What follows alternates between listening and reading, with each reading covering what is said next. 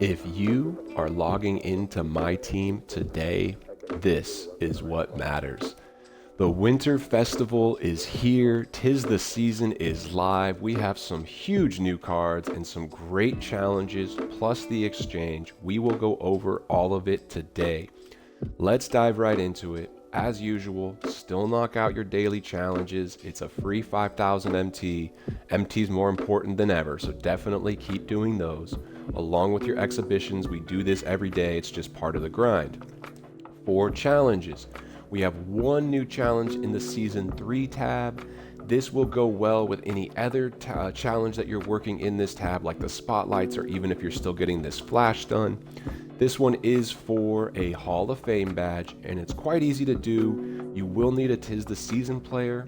They're relatively cheap on the auction house. I believe amethysts are around 10,000.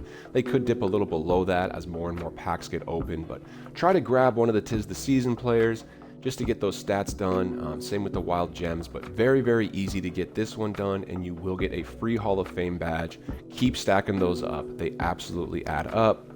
Before we look at the festival, quick check on the weekly challenges, and if you are going for any of these, just keep doing it. They should go well with the grinds in the Season 3 tab, so you can definitely start stacking some challenges. I mean, play 25 games. If you haven't got that done, just keep grinding breakout, you'll get it done. But prioritize this Halliburton. He's the newest one. It is a good point guard. You know, depending where your account is, he may even start for you, but I still want this card. He's going to be fun even if I don't see him starting. And you pick your choice here. You only need to complete 4. There's some really easy ones. I mean, I wasn't going to do a breakout win streak, but it just kind of happened naturally because there's so much to grind from some of the new stuff. So getting Tyrese Halliburton should be pretty easy. Winter Festival tab. Expect more and more challenges to be added to this tab throughout the festival. For today, they gave us 2, and they're really easy. This can all be done offline in triple threat. Good day to throw on a YouTube video and just knock some of these out. These can be done in clutch time, along with triple threat, so it's kind of stacked already. You need one game with 40 points. This can be done in clutch time. Just jack 3s with a good shooter. You need to foul with 1 to 2 minutes left just to make sure that you're getting quick 3s and limiting their time of possession. You can do that as well, but this should happen pretty naturally as long as you're playing a little breakout. And you'll get 2 exchange pieces. You can see it looks like an amethyst snowman and a pink diamond snowman. So those will definitely add up. You're also getting some snowballs along the way, and you get a snowball after every win. So these exchange pieces are going to start adding up really, really quickly. And let's take a look at the exchange. You can see here we have the Winter Festival exchange. 3 golds equal 1 amethyst, and you can see down here we have our 5 amethyst equal 1 diamond, and so up. You can always downgrade them as well. So don't feel like if you have, upgraded a piece and then you changed your mind, you're in a pickle. You're absolutely not. They give us plenty of flexibility on that, which is cool. As far as what to focus on, personally, I'm not going after either of these guys. You will have to rip a good number of packs to even consider getting these guys. They'll probably release a Dark Matter piece in Sunday on the park if you can get 5 wins in a row. But that's just one piece. So to get to 25, it's going to be really, really challenging. I would recommend you just avoid these and keep grinding. You're gonna build your account throughout this festival, and you're gonna get so many new good cards in MT. But don't only focus on the high-end cards, because unless you're really willing to open up the wallet, they're not realistic. And if you are, that's totally fine. But I want to give some people options who are thinking, hey, how can I just take advantage of this festival, either from a no money spent perspective or a very low money spent. Down to these. Some of these may be, attainable, no money spent. I would highlight this legend badge option, 15 cards. I wonder, do you just pick 1, or maybe you get 3? I'm guessing it's just 1, but still probably worth it. That's the kind of thing I'm going after. Maybe a 95 plus if I want to gamble a little bit. But realistically, I'll come down here and maybe look at some of these Galaxy Opals, But first and foremost, my biggest piece of advice is just be patient. So if you get, a pink diamond piece today and an amethyst piece, you could go and spend it. Like if you really want this Jabari Smith, maybe just grind the game today and go ahead and grab them. But what I would recommend is wait, because you don't know how many of these challenges 2K will give us. And it really changes each festival. Some festivals, they give us a ton. Some festivals, they don't. Some festivals, they, surprise us at the end with like a last day pink diamond piece that's all of a sudden available. So if you think, oh, I have no chance of getting this one guy, I might as well just use my pieces now, it might not be the case. And you got 19 days, so take advantage. You probably have at least 14 days to build pieces. They usually leave it up a few days after just for you to use any pieces you have remaining. So for today, just keep grinding. Do some research on what card you may or may not want. I'm sure there'll be some gameplays coming out of Evan Mobley and Scotty Barnes. Some are better than others, and some of these dynamic duos could be really fun. We had some huge cards come in festivals this year. Think about Rui Hachimura, Kalel Ware. They were super cheap. And both of these, Bilal Koulibaly and Kamara, they're really cheap. That's just one diamond piece. So it's going to be really realistic to get both of these guys, some really cool dynamic duos, maybe some amethyst studs if you were playing salary cap. For now, just build your pieces, build your exchange pieces, keep an eye on what you may or may not want. And then as the festival progresses, it will become, a lot clearer what you're really in the running for. Maybe they release so many pieces, the average grinder can start getting this 97 plus pack. That would probably be the very high end of what you can get. Maybe you do well in King of the Court and you get both Sunday 5 win streaks. Something like this would be realistic. If you're thinking more of a casual grind, hopefully you can get up to this Evan Mobley or Scotty Barnes. Or maybe you take a different strategy and just say, I want a bunch of badges from this festival. And I'll just be going after badges and maybe open up a 90 plus pack. A ton of options, make it fun, and absolutely none of these cards are mandatory. None of this is, game breaking. Yes, there's some really good new cards here today, but the game always flows. There's always budget beasts out there you can just pick up on the auction house for, cheap, and they can compete with some of these top cards. We just won 10 showdown games with a full reward lineup, and some of those games were against absolutely top tier lineups, and I was able to win. And some of my losses were just against regular budget squads, and they just outplayed me. So cards definitely matter, but in the right hands, some of these budget cards can be just as lethal as a LeBron in the wrong hands. So focus more on your gameplay and just your overall account health. No need to just chase every new card here in the exchange. There'll be a lot of updates on the exchange as this festival progresses. That's my day one take. Just keep grinding, knock out challenges, and stack your pieces. Let's go ahead and look at the new set. It is really exciting. So we have the 'Tis the Season and the Winter Festival. These are all the festival cards. We know what's in there. Feel free to come and check out some stats. Like I said, this Bilal Koulibaly does look pretty good. He's 6'8" at the shooting guard, 89 three-pointer, 86 ball handle. He does... If you're looking for a 3-and-D guy, this is him. And for one diamond piece, like super, super cheap. Let's see what kind of badges he has. Challenger, Deadeye.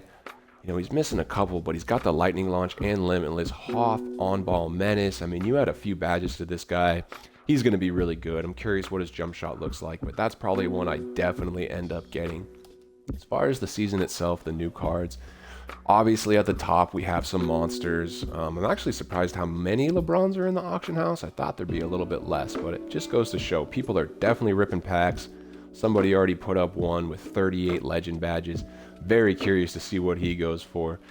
Probably close to 5-6 million. The first base LeBron will be ending here in 2 hours, and he looks like he's already up to 2.5. So this card is going to be really expensive for a long time, and fair enough. He'll be usable for a long time.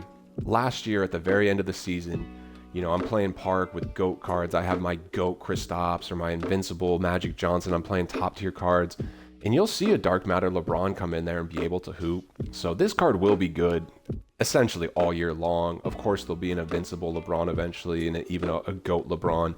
But if someone comes out here and gets a 38 legend badge LeBron, he's going to be good for a pretty long time.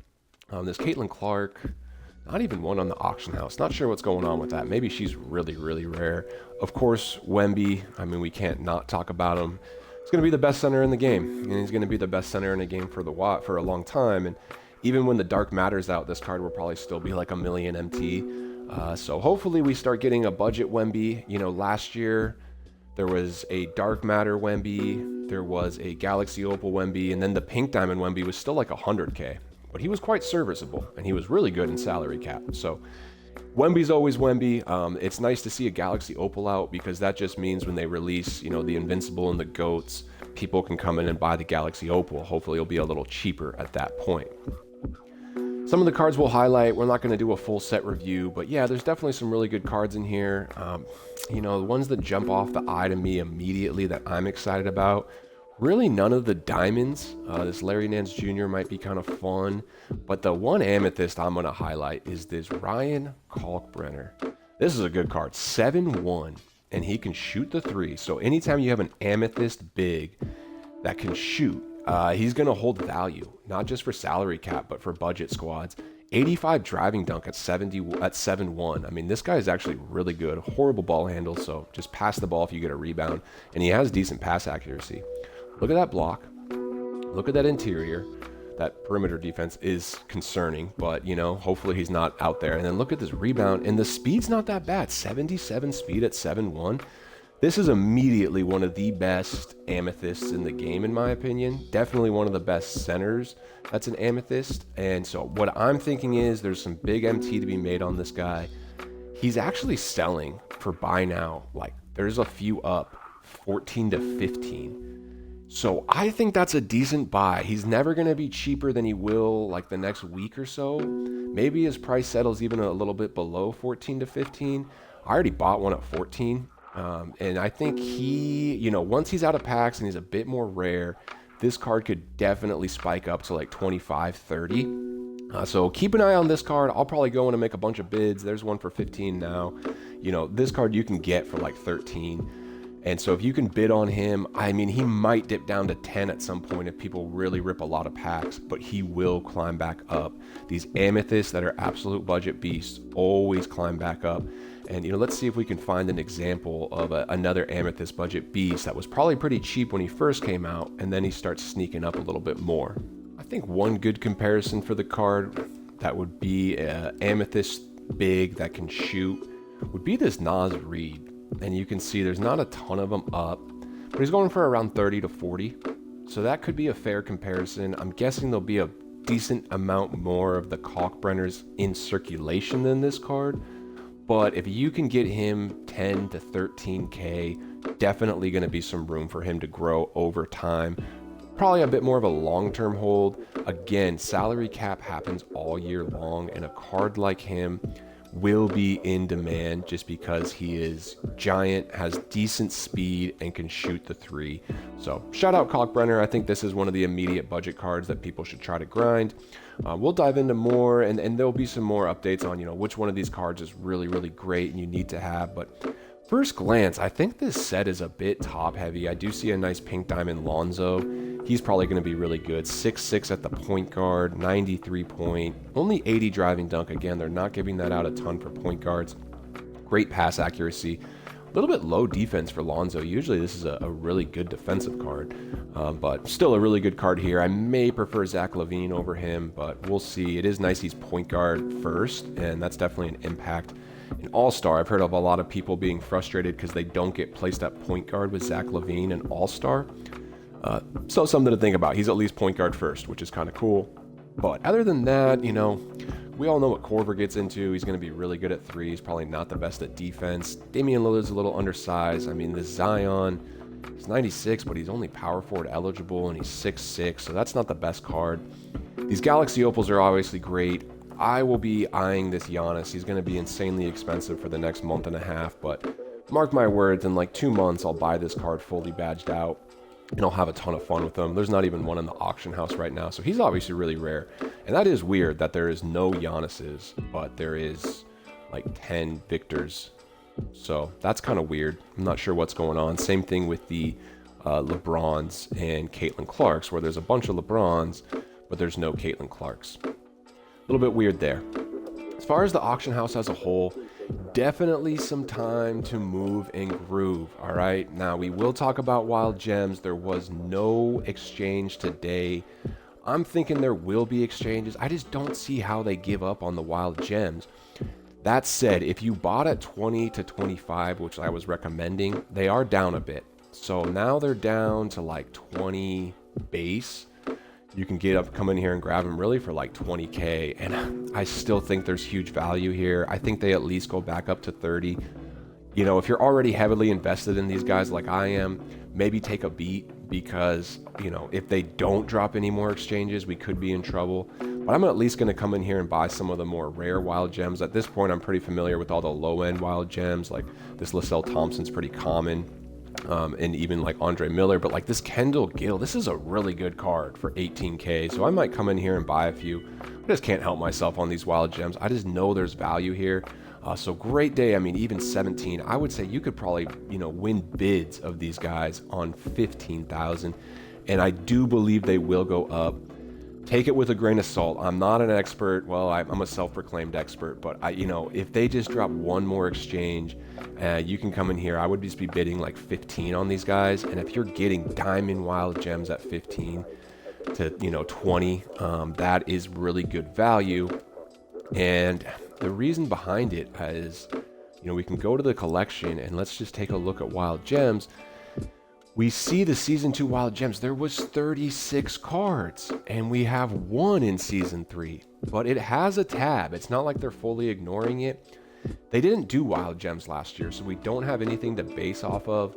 I'm hoping they're not just giving up on them, but I'm telling you right now, we are one major exchange away from these things absolutely exploding. Let the dust settle from the festival. I'm guessing they're going to let this festival run a couple weeks, and then they may bring wild gems back. So good day to buy, in my opinion, if you're willing to hold. If you've had enough of wild gems, let's focus on some other things, and there's absolutely some steals out there. One card we've been eyeing is this Okongwu. He's an insane card. Like I said, just because a card, you know, this new set, if a card was good a couple days ago, he's still good now. Especially because really this set is so top heavy. It's the LeBron, the Caitlyn, the LaMelo, and the Carmelo. But other than that, you know, there's some good budget cards in that exchange, but there's not even one Giannis out, and some of those pink diamonds are great. Like this is still a really good card, and we saw this card on bid only. I mean, look at this one. He's got 6 extra Hall of Fame badges and a legend badge. I actually was very close to buying this card. The only reason I didn't is it doesn't have the badges I really want, like Lightning Launch. I just love that badge. He does have, or On Ball Menace, but he does have Legend Posterizer. So if you're thinking of an Okongwu, that's a really good one. I bid on this one just to see what he ends at. He's got 12 Legends and a couple extra Hoffs, and he's at a bid, so we'll see. But a great day if you can come in here and find a good Okongwu at a buy now price, snatch him up. I think this card could go back. Today might be one of the lowest days of the market with this new set and all these new cards coming in. The market's definitely going to take a dip. The question is, how much does it rise again before it starts just trickling down? Because over time, cards always just essentially start going down slowly but surely, but there can be some dips in between the up and down that we can maximize. I think this Okongwu will be at its cheapest today, especially if you can get someone with some extra badges, someone to keep an eye on. This Fears card I am investing in because he has a dynamic duo that will be good all year long. And on a day like today, he's being forgotten about. And I've seen some as close to 20, and I snagged a few up at 20 to 23. It looks like I might be able to flip them already, but I'm going to hold because give this a little bit of time. I'm talking like a month, and sometimes these investments do take that long, but give this a little time, and Fears will go up due to that dynamic duo. And it could be a good day just to keep an eye on Queen as well, because he very well could be at a bit of a budget. 38, this card was 70K. We were all there. I mean, he's gone in half. Question is, will he bounce back at some point? I think both of these could be good buys. I will take this 35. So definitely some options to make a little bit of money here, especially with the dynamic duos that could be good all year long. This is a good day to buy. Just be patient. I might even bid on this Shaq. I know he can go for like 70 to 80, and it's like a 55 bid might win that. We just don't know because everyone is just distracted on the new shiny set, but there's still a lot of value in the auction house. So with that, just keep making moves. Have your list of cards you think you can make profit on, but be very strategic. Be very strategic and hope we get some wild gem exchanges because I'm obviously sitting on a good number there. Appreciate you all tuning in. There will be daily videos on these, of what to grind. The festival is here. Zero FOMO, guys. Just have fun. Get done what you can. There's absolutely no reason to chase all these top cards. You can win with the cards that you have and use this festival just to upgrade your lineup as a whole. Drop any questions you have below. Please like and subscribe. We have hit 40 subscribers. It's a huge milestone for the channel. I'm pretty excited about it. Appreciate you all tuning in. Much love. Peace.